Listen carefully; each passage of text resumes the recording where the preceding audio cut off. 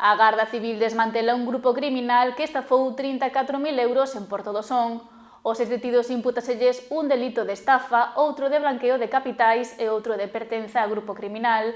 Ademais, no concello veciño de Noia, o Seprona investiga a 4 homes como presuntos autores dun delito contra a flora e a fauna.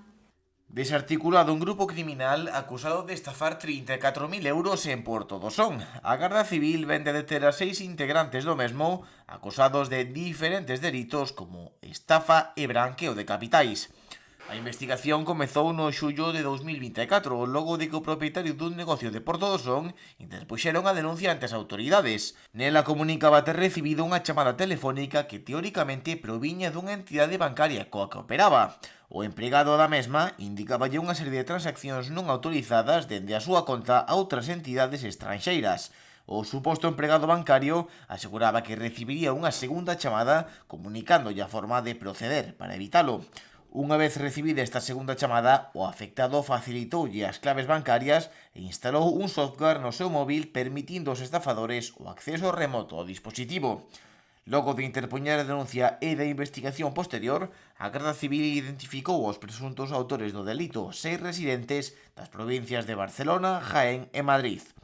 Acúsaselles agora dun delito de estafa, outro de branqueo de capitais e un terceiro de pertenza a grupo criminal.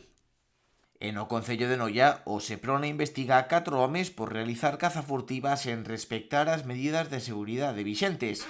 Están acusados agora dun delito contra a flora e a fauna.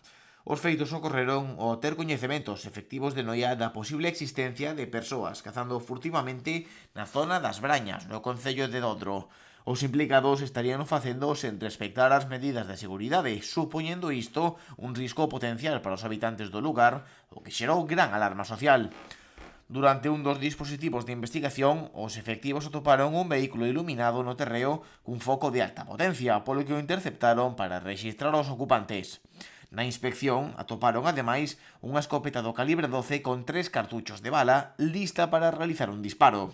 A Garda Civil procedeu á investigación dos 4 ocupantes do vehículo como presuntos autores dun delito contra a flora e a fauna.